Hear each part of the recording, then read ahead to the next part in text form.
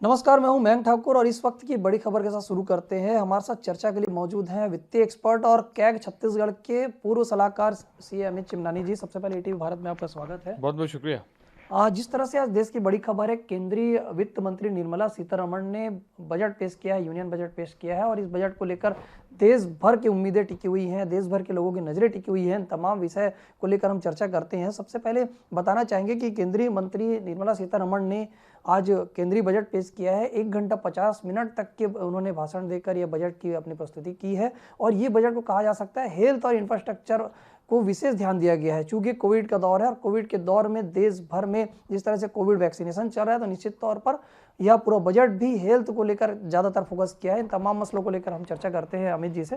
अमित जी, जिस तरह से ये बजट पेश किया गया है निर्मला सीतारमण ने, इस बजट को कैसा देखते हैं आप, और हेल्थ को लेकर खासकर विशेष इसमें ध्यान दिया गया है? देखिए, सरकार के पास सीमित संसाधन थे और चुनौती बहुत बड़ी थी। जीडीपी 7.7% माइनस हो चुका है। तो ऐसे में एक तरफ जनता को कैसे भार ना दिया जाए टैक्स का, और देश की अर्थव्यवस्था को कैसे बेहतर किया जाए और आम आदमी को राहत पहुंचाते हुए जो आत्मनिर्भर भारत का संकल्प लिया है उसकी दिशा में भी कुछ आगे बढ़ना था। तो मुझे लगता है ये उसी दिशा में बजट है। लग रहा था कि फिस्कल डेफिसिट 10 लाख करोड़ से ज़्यादा हो गया है तो कोविड सेस आएगा। कोविड सेस नहीं आया है, ये बहुत अच्छी बात है।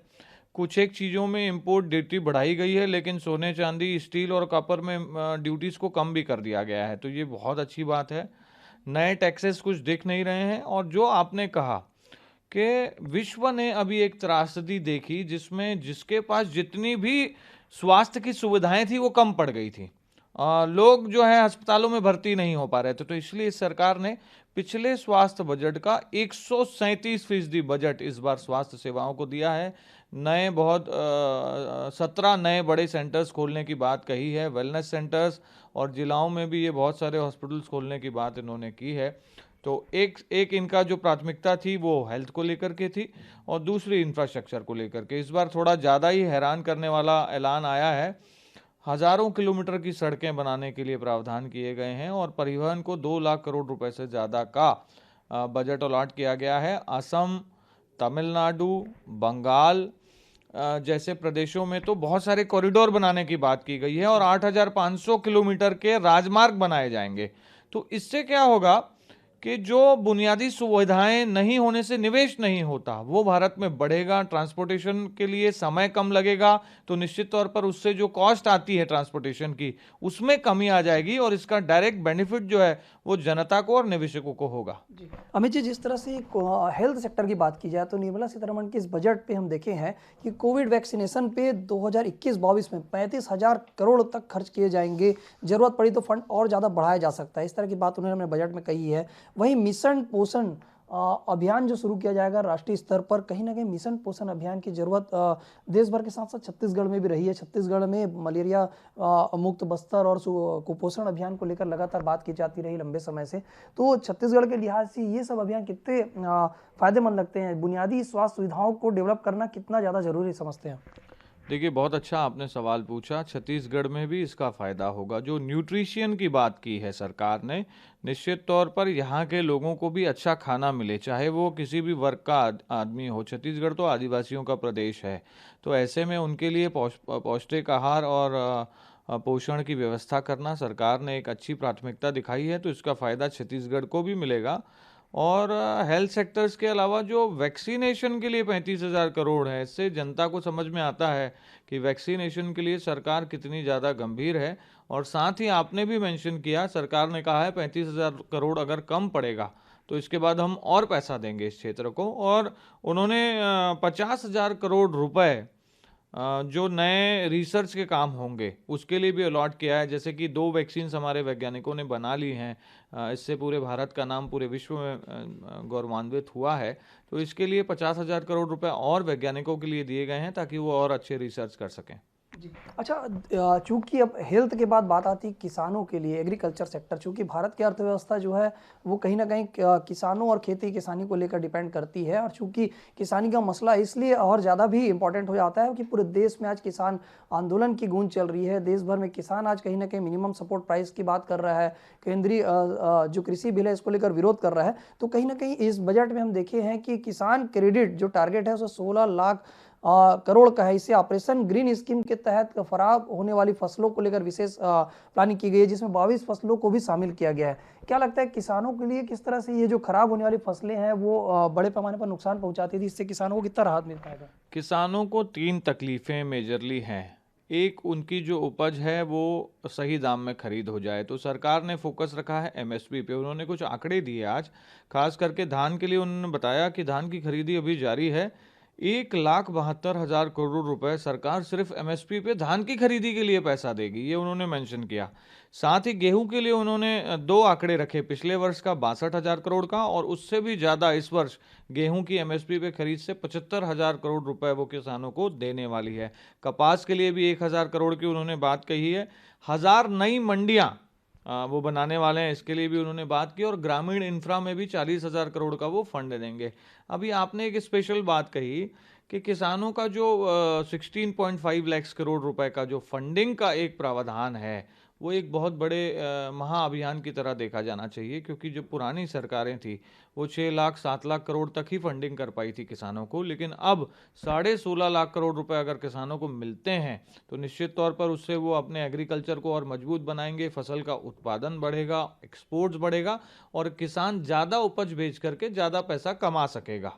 जी। अच्छा, इसके अलावा बात की जाए बैंकिंग सेक्टर को लेके, जिस तरह से देश भर में कोविड के बाद लोगों में जिस तरह से बैंकिंग सेक्टर में काफ़ी इसमें नुकसान देखने को मिला है, लोग बड़े पैमाने पर कर्ज जो है इसमें फ्रॉड घोषित हो रहे हैं, बड़े पैमाने पर एनपीए जा रहे हैं। तो इसे लेकर सरकार ने इस बजट में कई प्रावधान रखे हैं। इंश्योरेंस में जो सेक्टर में कुछ बदलाव किया गया है, एफडीआई को 49% से बढ़ाकर 74% किया गया है। वहीं सहकारी बैंकों में सरकारी बैंक जो है वो उसमें 20,000 करोड़ तक का निवेश किया जाएगा। इस तरह से इस बजट में प्रावधान रखा है। बैंकों में जो एनपीए से जो छुटकारा दिलाने के लिए एसेट रिकंस्ट्रक्शन कंपनी और एसेट मैनेजमेंट कंपनी को बनाने का भी इसमें प्रावधान किया है। कहीं ना कहीं बैंकिंग सेक्टर एक बहुत महत्वपूर्ण सेक्टर है, आम लोगों से जुड़ा हुआ सेक्टर है। बैंकिंग सेक्टर में एनपीए जो चीज़ें हो रही है उसको लेकर इस बार बजट में प्रावधान रखा गया है। दो चीज़ें होती हैं बैंक्स में, एक तो जो लोग पैसा जमा करते हैं बैंकों में वो सेफ रहे, लोगों को कहीं से इसमें कोई रिस्क नहीं लगना चाहिए, अदरवाइज बैंकों के पास पैसा नहीं रहेगा। दूसरा, समय पर जब ज़रूरत हो तो लोग बैंकों से लोन ले सकें। अब इसमें एक बहुत बड़ी अड़चन है, जैसा कि आपने कहा एनपीए।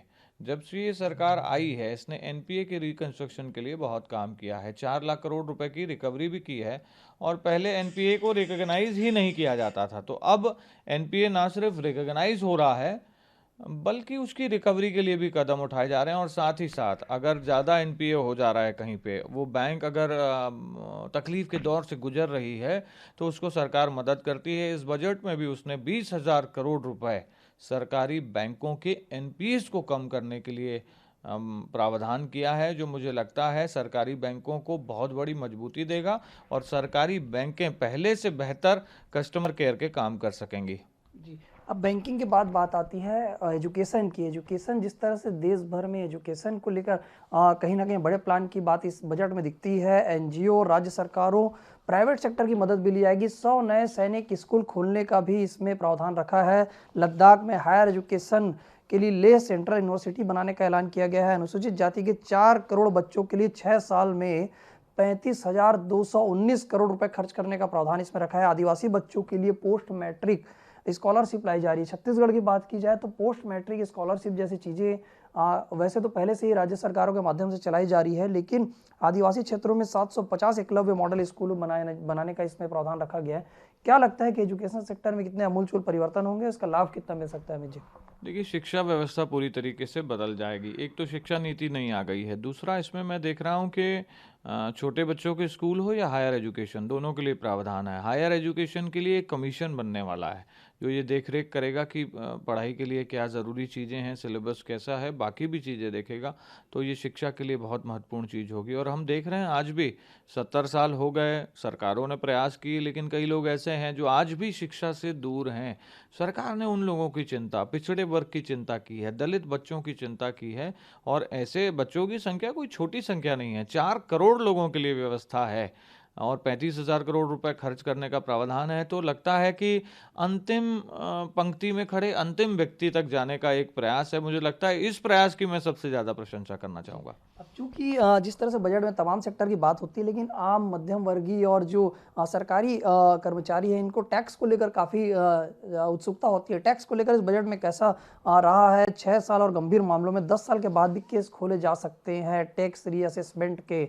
अब इसे घटाकर 3 साल किया गया है। गंभीर मामलों में 50 लाख से ज़्यादा इनकम छिपाने को लेकर भी बात होगी। कहीं ना कहीं टैक्स में जो जिस तरह से फ्रॉड होते हैं, उसको लेकर सेंट्रल गवर्नमेंट विशेष नज़र रखा हुआ है। देखिए, टैक्स को लेकर के छूट की अभिलाषा हमेशा देश की जनता को होती है, लेकिन इस वक्त तो ये समय आ गया था कि टैक्स का बर्डन बढ़ ना जाए, क्योंकि जीडीपी माइनस में है। तो ये अच्छी बात है कि टैक्स के रेट नहीं बढ़ाए गए हैं, स्लैब जस का तस है जैसा पिछले बार था।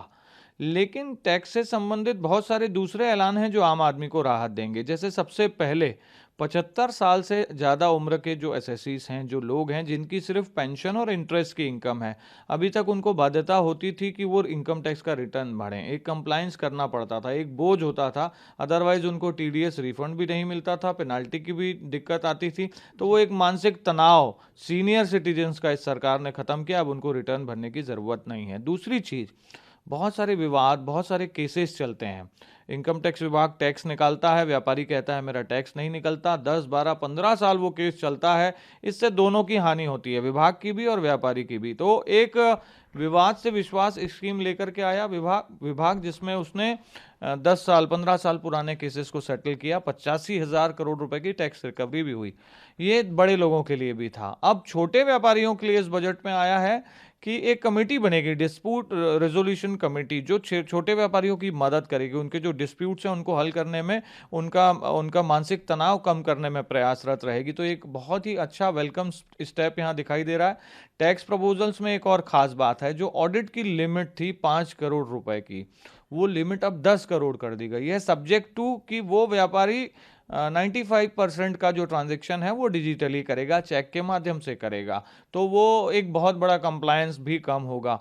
एक सबसे महत्वपूर्ण जो घोषणा हुई है, इसको कहते हैं री ओपनिंग असेसमेंट।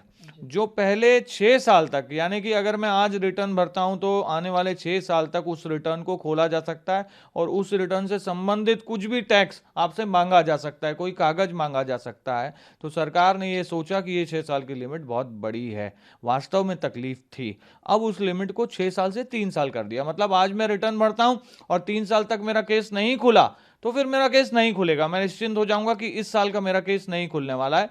और एक प्रावधान और था इनकम टैक्स में कि 10 साल तक भी केस खोला जा सकता है विशेष परिस्थितियों में। एविडेंस होना चाहिए डिपार्टमेंट के पास, लेकिन सरकार ने कहा कि एविडेंस तो होना चाहिए, लेकिन 50 लाख से ज्यादा की कर चोरी का एविडेंस होगा तभी ही 10 साल में केस खुलेगा, अदरवाइज वो 3 साल की लिमिट लागू रहेगी। तो मुझे लगता है कि कंप्लायंस के पोर्शन को सरकार ने चिंता किया है और व्यापारियों से कंप्लायंस का तनाव कम हो जाए, इसको लेकर के एक प्रयास सरकार का दिखाई दे रहा है। अब चूंकि हमें जो सभी सेक्टर पे लगभग हमने बात की है, लेकिन रेलवे, चूंकि रेलवे का भी बजट इस बार साथ में ही आया है, तो रेलवे को लेकर भी विशेष प्लान किया गया है। छत्तीसगढ़ की बात की जाए तो छत्तीसगढ़ देश में सबसे ज़्यादा राजस्व देने वाला जोन है, बिलासपुर रेलवे जोन की बात की जाए। लेकिन छत्तीसगढ़ जैसे राज्यों में रेलवे उतनी सुविधा विकसित नहीं कर पाता। रेलवे यूनिवर्सिटी खोलने की मांग लगातार की जाती रही है, कई शहरों से डायरेक्ट कनेक्टिविटी नहीं हो पाती है। लेकिन रेलवे बजट को देखा जाए तो इसमें नेशनल रेल प्लान 2030 इस बजट में लाया गया है। तो कहीं ना कहीं रेलवे को लेकर भी काफ़ी कुछ संभावनाएं थी। 1,10,000 करोड़ रुपए रेलवे जो है दे रहा है, इसलिए कैपिटल एक्सपेंडिचर के लिए दिया जा रहा है। क्या लगता है रेलवे में किस तरह सुधार की जरूरत है? इस बजट में क्या चीजें रही है? रेलवे में 2 प्रकार के घोषणाएं हमें सुनने को मिली हैं। डिटेल बजट तो बाद में आएगा। एक तो 46,000 किलोमीटर का जो रेलवे ट्रैक होगा वो बिजली से चलेगा। ये एक बहुत बड़ा ट्रैक है, इसमें रेल सुविधाओं में विस्तार की बात होगी। दूसरा, मेट्रो के प्रोजेक्ट्स जो अभी मेट्रो सिटीज़ में चल रहे हैं उसके विस्तार के लिए बात हुई है। उसके लिए कोच्चि, चेन्नई, नागपुर, नासिक, ये 4 जगह हैं जहां पर मेट्रो के प्रोजेक्ट आएंगे। 11,000 करोड़ रुपए खास आवंटन मेट्रो के लिए दिया गया है और कुल बजट 1,10,000 करोड़ का है। तो रेलवे से संबंधित ये घोषणाएं करने के अलावा 2030 में ये इसको हम एक फ्यूचरिस्टिक विजन की तरह देखें। आज चल रहा है 2021, लेकिन सरकार 9 साल के बाद की भी चिंता कर रही है। वो कह रही है कि 2030 में रेल के लिए एक नई नीति आने वाली है। उस नीति के बारे में वो चर्चा करेगी। तो रेल सुविधाओं के वर्तमान सुधार के साथ साथ भविष्य में रेल सुविधाएं भारत में कैसी होनी चाहिए, इसके प्रति सरकार का एक विजन दिखाई पड़ता है। जी। अब अंत में चूंकि बात आ जाती है वर्किंग सेक्टर पे, जो सरकारी कर्मचारी है, ऐसे जो टैक्स पेयर हैं, जो आम लोग हैं, उन लोगों के लिए क्या चीज़ें दिखती है इस बजट को लेकर, ये बहुत ही ज़रूरी प्रश्न था। आम लोग जिस तरह से बजट को लेकर नज़र बनाए हुए हैं, और जो कर्मचारी है, चाहे सेंट्रल गवर्नमेंट के कर्मचारी हो, स्टेट गवर्नमेंट के कर्मचारी हो, टैक्स पेयर हो, इनके लिए इस बजट में ऐसी क्या चीज़ें जो बजट में राहत की उम्मीद की ओर देख रहे थे? देखिए, इस बजट में हमको कई चीज़ें मिसिंग लगी होंगी, और उसका कारण भी है। उसका कारण ये है कि चूंकि कोरोना आया, और कोरोना के वक्त सरकार ने 5 मिनी बजट 27 लाख करोड़ रुपए के जीडीपी का 13% आता है वो, उसको घोषणा की। और उसमें उस वक्त, कोरोना के वक्त, कर्मचारियों के लिए हो, व्यापारियों के लिए हो, स्टार्टअप्स के लिए हो, किसानों के लिए हो, बहुत सारी घोषणाएं उन्होंने मिनी बजट में कर दी है। तो इस बजट में कोई खास उल्लेख नहीं दिखता है। जो चीज़ें मिनी बजट के समय उनके लिए प्रावधान में लाई गई थी वही हैं। नए बजट में अभी तक जो घोषणाएं हुई हैं उसमें कोई बहुत बड़ी और कोई दूसरी घोषणा नहीं है। जी। तो ये थे अमित चिमनानी जी, जिस तरह से इन्होंने तमाम विषय पर बात की गई है, जिस तरह से सेंट्रल बजट आया है, इस बजट को लेकर कई तरह की चीज़ें रही हैं। बजट में कहीं ना कहीं मितव्ययता की बात दिखती है, जिस तरह से कोविड का दौर है और देश भर में बड़े पैमाने पर इंफ्रास्ट्रक्चर से लेकर देश के जीडीपी में कहीं ना कहीं दिक्कतें आई हैं, और इसे लेकर पहले भी बीच बीच में राहत को सरकार की ओर से जारी किया गया था, मिनी बजट जिसे कहा है इन्होंने। तो ऐसी चीज़ें देखने को मिली है। निश्चित तौर पर इस बजट को माना जा सकता है हेल्थ और इंफ्रास्ट्रक्चर पर विशेष फोकस किया गया। जिस तरह से हेल्थ को लेकर बजट में पूरी तरह से फोकस किया गया है, कहीं ना कहीं यह बजट जो है आम लोगों की राहत के लिए और खासकर जो देश की बुनियादी सुविधाओं को डेवलप करने के लिए काफ़ी माइलस्टोन साबित होगा। कैमरामैन मिथिलेश साहू के साथ मयंक ठाकुर, ATV भारत, रायपुर।